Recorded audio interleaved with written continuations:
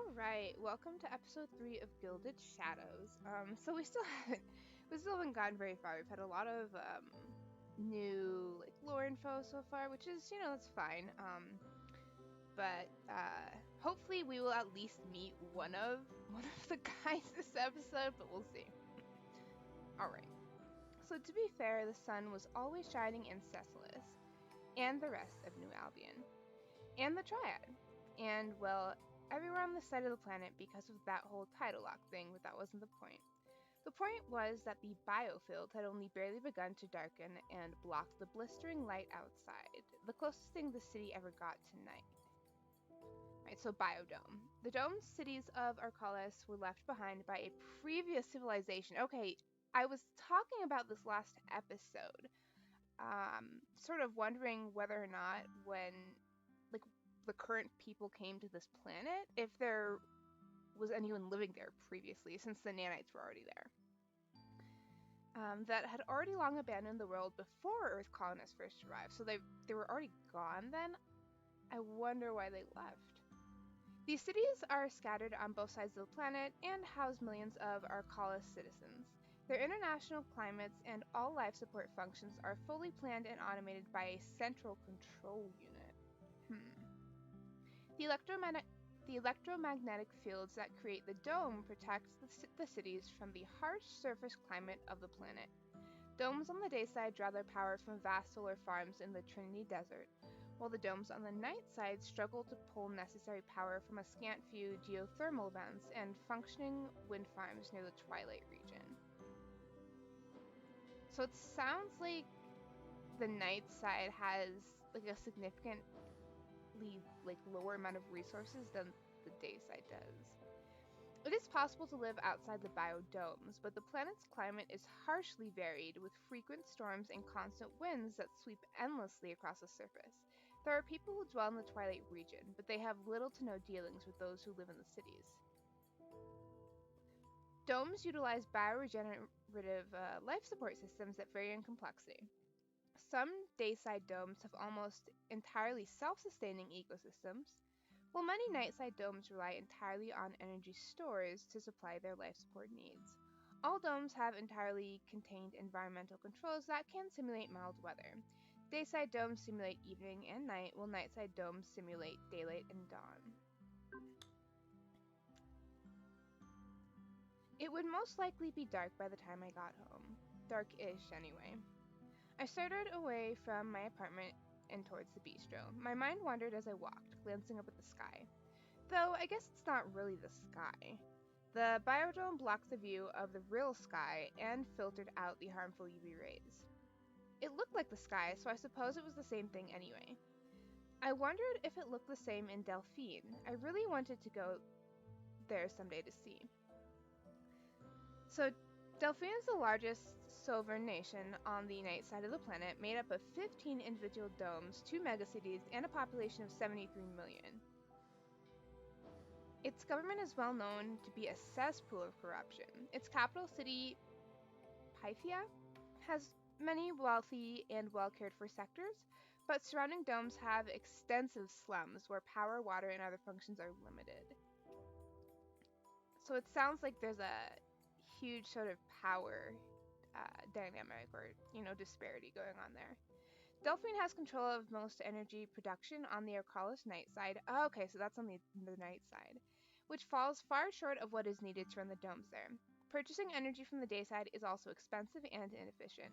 What is left over after powering its most important cities, Delphine sells it at a premium to the few city-states that have managed to take root on the night side. The fights over energy and other resources are a constant reminder of the difference between living on the day side or the night side of Arcalis. Okay. Well, that's going to make for a very interesting dynamic further into the plot. Not only that, there were ruins there, in some of the wastes closer to the Twilight region, but the Delphine government didn't let anyone near them. It was ridiculous that it was easier to go off-world to a planet 50 million kilometers away to see ruins than it was to research one on Arcalis. But that's what happened when two countries didn't get on, I suppose. In any case, even if I could study the runes in Delphine, I'd rather go to Dion to finally see something other than simulated day and night, to feel real wind, to see a storm or the stars. So I'm a little curious as far as what she means by that statement, because she did say that that it's possible to go outside of these domes where the weather is more extreme and not everything is simulated, but that it's not really um, preferable because the environment is so extreme. So Dion, okay, yeah, I was not pronouncing that correct. Dion is the fifth planet circling the star in Arcalis' solar system. It is slightly smaller than Arcalis and has a much colder climate. It too has some domed cities similar to those on Arcalis, but its surface sustained severe damage in what colonists believed to have been some sort of war. Ooh, a war, okay, prior to their arrival. As such, it was viewed as less suitable for habitation. The colony there is much smaller and was founded sometime after colonists settled on Arcalis. There are almost no nanites in the Dion, right? Okay, yeah, Dion atmosphere, so there are very few nanoespers on this colony. Its surface is dotted with ruins on previous civilizations, including one highly advanced culture that predates the biodomes and Thalasson culture by thousands of years. I wonder if this highly advanced culture is where the original nanites came from. In addition, there are numerous remnants on the Senecon culture, the only primitive culture to have been discovered in the solar system. The same primitive culture present on Arcalis. Very little has been learned about this mysterious civilization, and Dion is a hotspot for researchers of all types. I wonder if we're going to get any more history on the war that they're alluding to here. I hope that we do. Though that would only be an option if I made it into the prime tier and could continue my studies. So now I was back to thinking about the exam, which kind of defied the purpose of a relaxing evening. I pushed the thoughts away, determined not to think about it. I was about 2 blocks from home in a pedestrian walkway between two streets when I first noticed the crowd gathering up ahead. I paused, watching curiously as several more people wandered over. All of them were clustered around a large fountain there.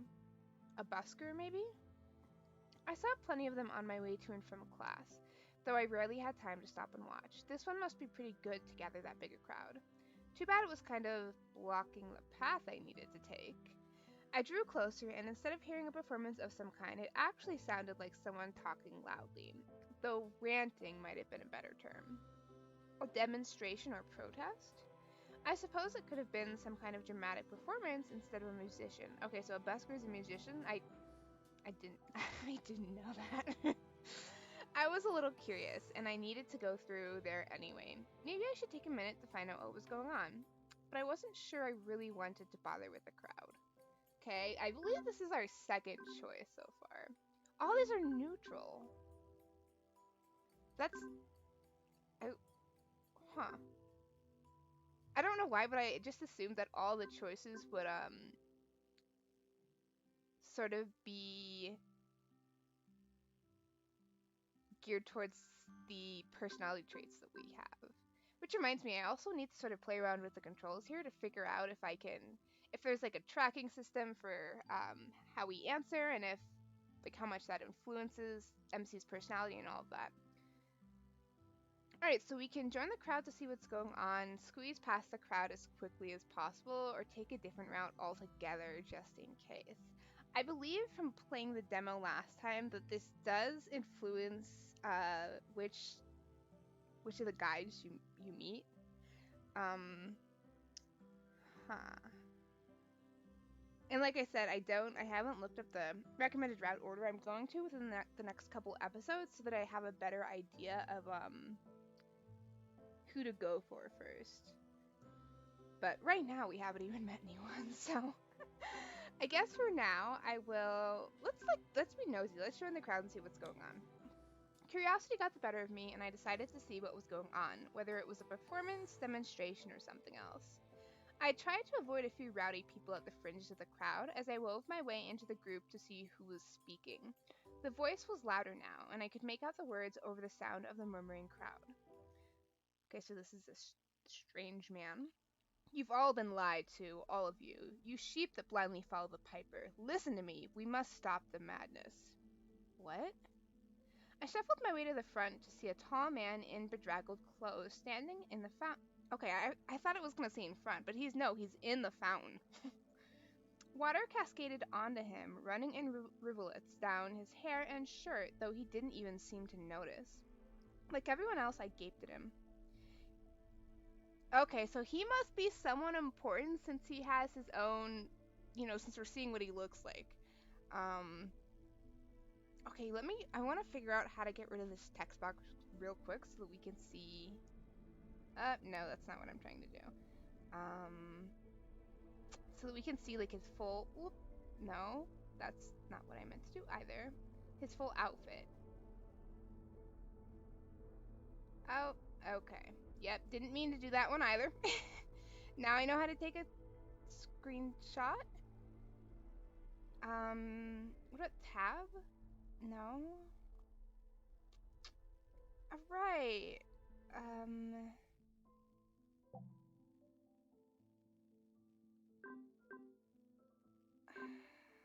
How do I get rid of this?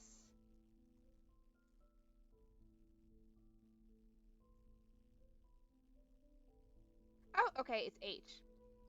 Okay, probably like for hide, I'm assuming H. I really do like his outfit. It definitely is giving off like post-apocalyptic vibes, in my opinion. And let's look at the other stuff here real quick. So these must be all the guys, I'm assuming. It is interesting that we're starting immediately like higher with a couple of these guys. It looks like, even though we haven't met any of them yet. Like we're higher with Ari, Jack, I guess, and Matt. Jack and Ari are really the two that we're highest with.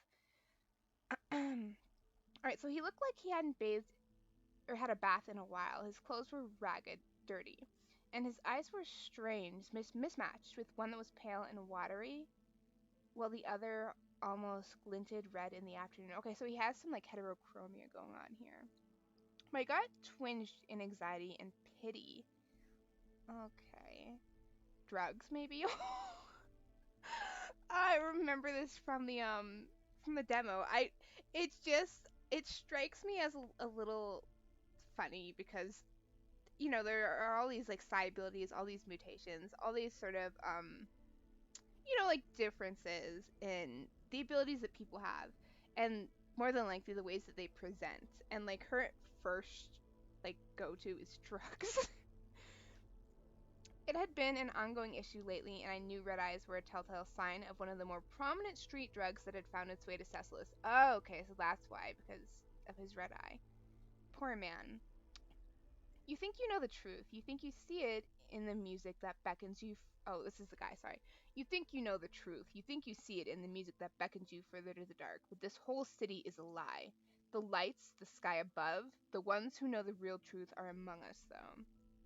He was hissing and spitting as he shouted. I stepped back, thinking I didn't want to be gawking at this poor guy. If anything, I should be reporting it so he could get some help. I really like how, like, instead of being like, oh, he's, like, a bad person, she's like, oh, he needs help, when she thinks that it's, like, drugs. That's sort of a pet peeve of mine, when people are like, oh, you're a bad person because you do drugs, as opposed to, like, oh, you're someone who needs help, like, in support and assistance. Anyway. There are kings and queens among us, ones who speak the truth in whispered hisses, like snakes that rise up from the ashes to scream reality. I wonder if this kings and queens part is a reference to the king-ranked and queen-ranked espers. They're calling, do you hear them? Okay, so kings and queens like espers, that's ironic.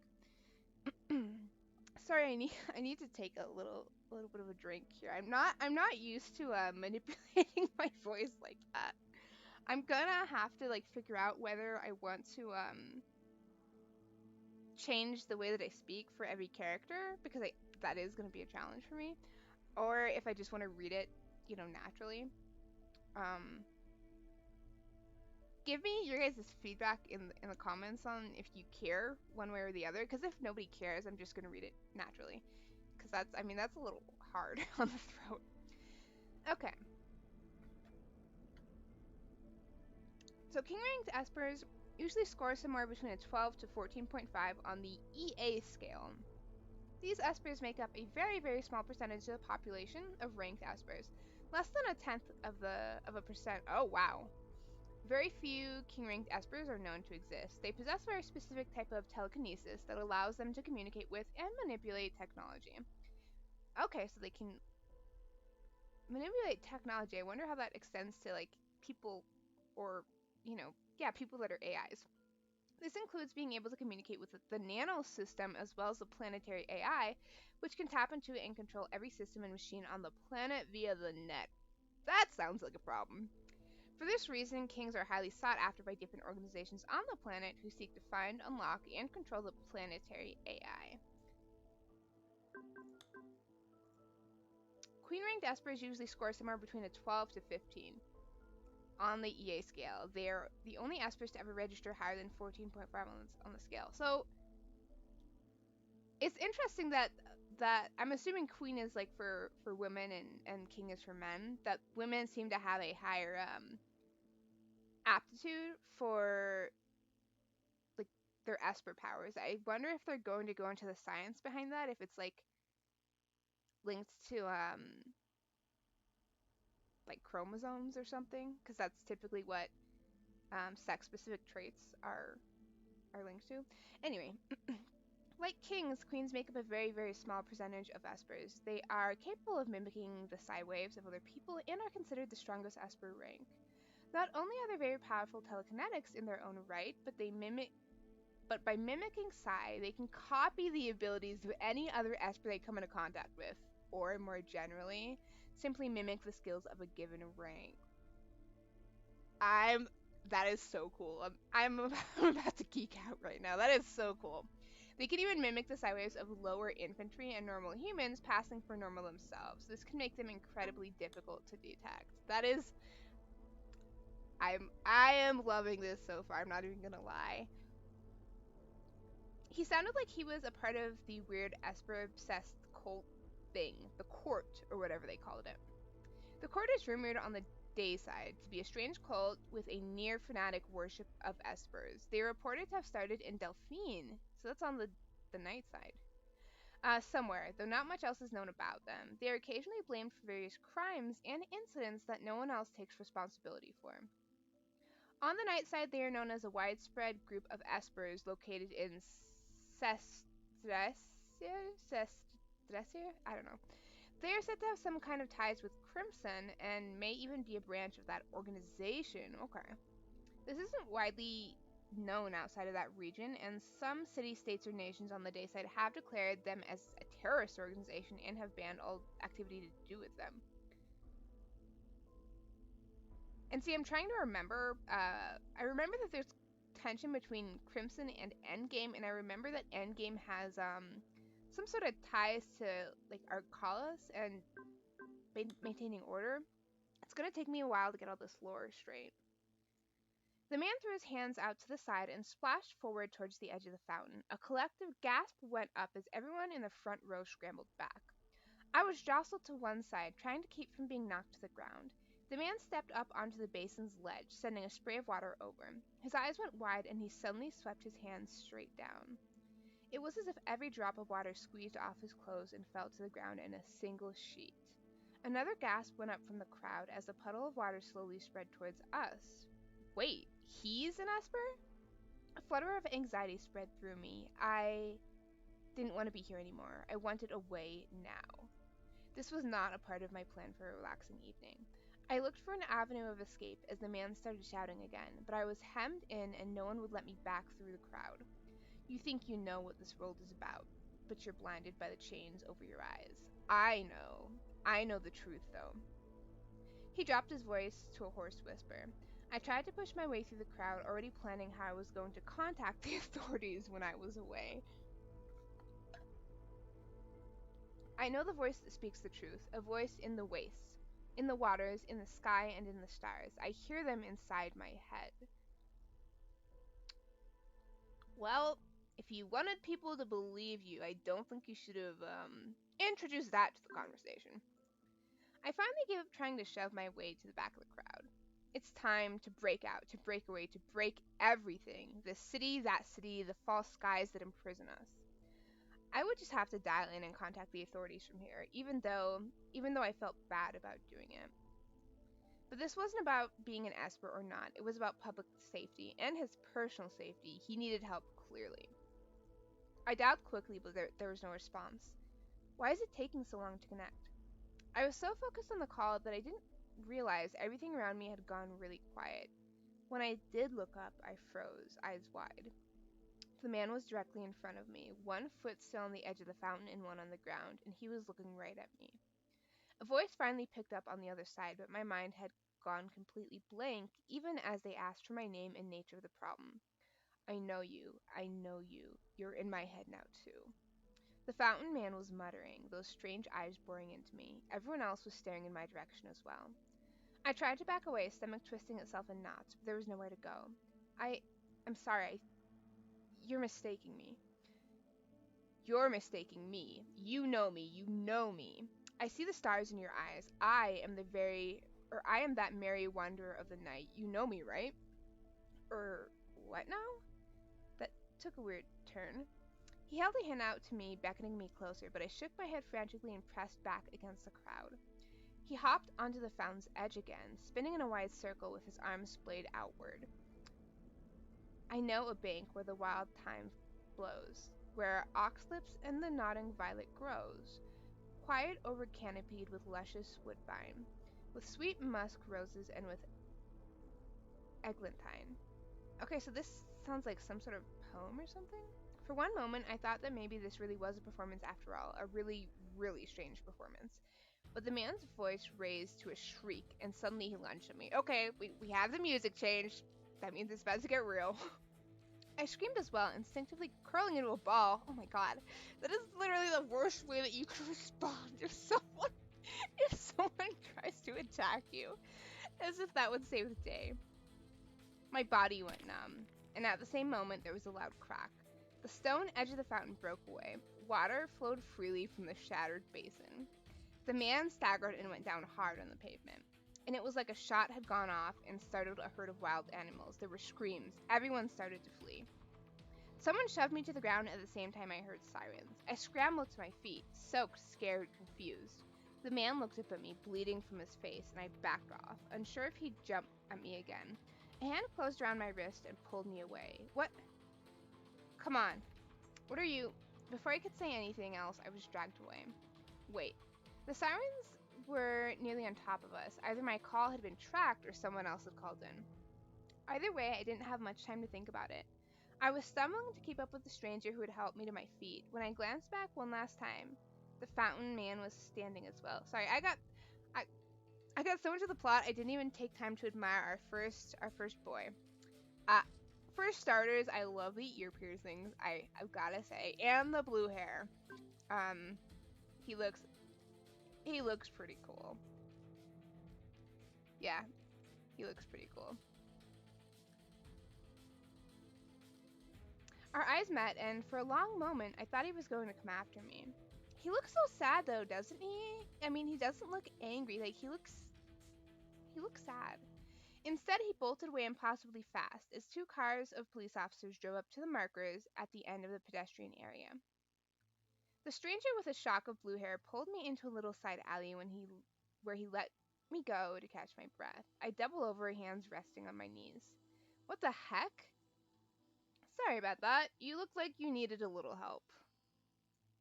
Well, I don't know that I needed to be dragged across the street into an alley. I don't know, girl. Like, your reaction to him,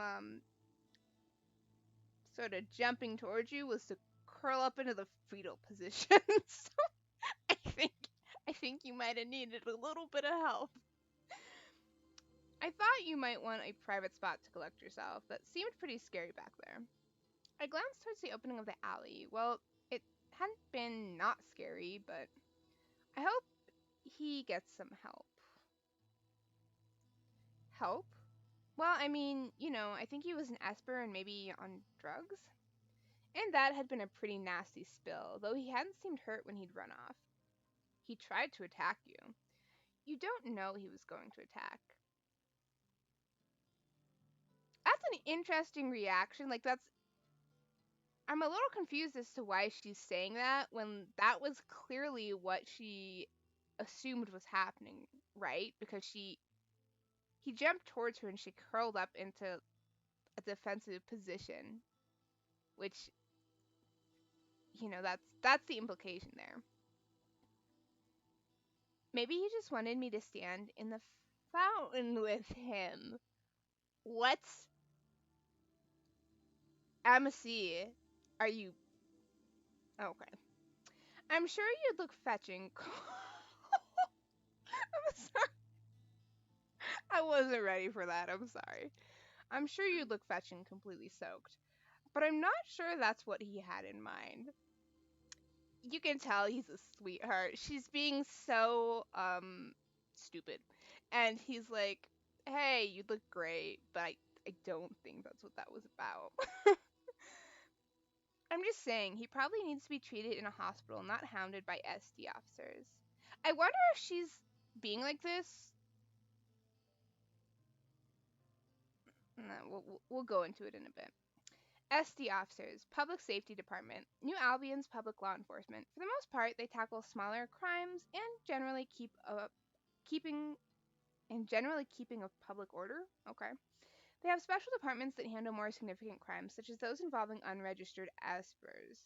But that they often turn cases over to Endgame. That's odd. If it seems to be more than they can handle on their own. Other nations and city-states have their own PSDs that function in more or less the same way. Why are they turning it over to Endgame? Because Endgame is not, from what I understand, not directly, controlled and regulated by the government. And I'm just saying, you're the one who nearly got attacked and you're worried about someone else. I lifted my chin, shooting him an annoyed look. It's not like he hurt me, and it's a bit much to assume he was going to. There's enough paranoia going around when it comes to unregistered espers, especially now. Okay, unregistered espers. Most domes on both sides of the planet require some kind of registration process for any human with an EA score above the planetary standard. Though cities and nations differ in their policies regarding esper regulations and what must be done with espers, it's common to require them to be at least placed on a registry. Many places, such as New Albion, also require young espers to go through some kind of training to control their abilities and acquire accredited certification stating such. As Endgame is one of the only places on the planet where one can undergo this kind of training, it is common for young espers to be claimed and recruited into Endgame's academy. So Endgame is a place, an academy? I thought it was a group. Um, and I don't understand why, if espers are, because it seems like espers are not super rare in this world.